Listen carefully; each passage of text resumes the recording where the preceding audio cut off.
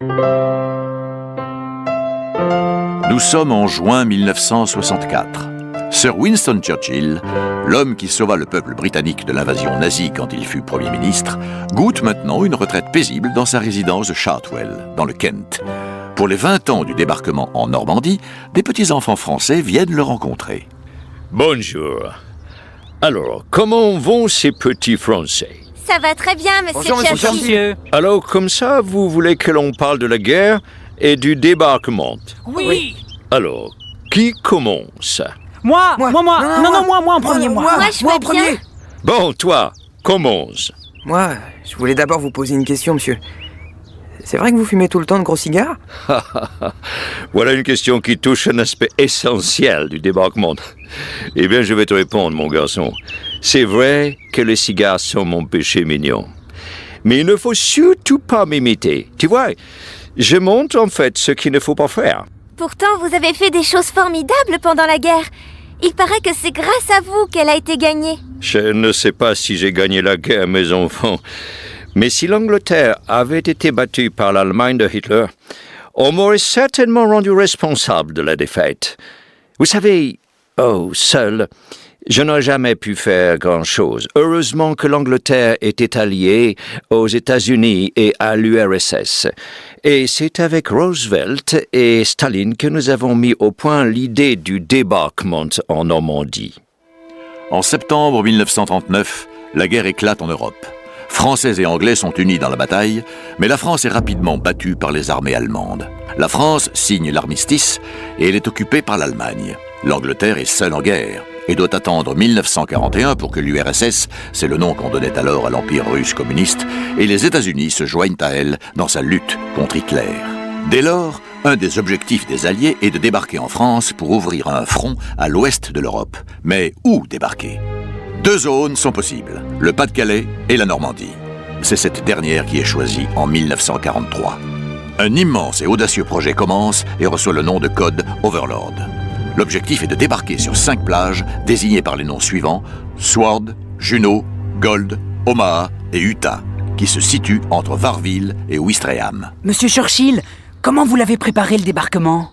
Pour libérer la France puis l'Europe de la domination nazie, il fallait un plan qui permette d'acheminer pendant plusieurs semaines des milliers de tonnes de vivres, de véhicules, de munitions et d'hommes sur le continent. Nous ne devions pas échouer pour qu'un jour, vous, les petits Français, soyez libres. Ainsi, tout devait être pensé et réfléchi. Il est vrai que je peux me vanter d'avoir eu l'idée des Marlboroughs. C'est quoi des Mulberries? Ce sont d'énormes blocs de béton que l'on a transportés par bateau, puis que l'on a coulés non loin des plages pour créer des ports artificiels. Ils ont servi de brise-lames et nous permettaient de limiter les effets de la tempête et du temps détestable que vous avez souvent en Normandie. En Angleterre, il pleut encore plus souvent. Oui, mais c'est l'Angleterre. Pas de pluie, pas d'English Garden, pas de jardin anglais. Et le général de Gaulle, vous le connaissiez? La première fois que je l'ai rencontré, c'était le 9 juin 1940 à Londres. J'ai été très impressionné par le sang-froid de ce grand bonhomme. Il disait, les vaincus sont ceux qui ont accepté leur défaite. Et lui, il ne l'a pas accepté. On n'a pas toujours été d'accord. Nous avons eu des disputes, mais nous nous respections l'un l'autre. Et je lève aussi mon chapeau à la résistance française qui a contribué à la réussite de ce grand projet. Est-ce que vous avez eu peur que le débarquement échoue? Dès le 5 juin, j'étais d'une nervosité, mes enfants, vous n'imaginez pas. Le matin du 5 juin, près de 5000 bateaux partent des côtes anglaises pour traverser la Manche, accompagnés de croiseurs, de frégates et de ces péniches de débarquement où s'entassent des soldats et des chars. Les énormes pontons font également partie du cortège. Au même moment, près de 20 000 parachutistes, le visage noirci au charbon, prennent place à bord des avions et seront les premiers à toucher le sol normand.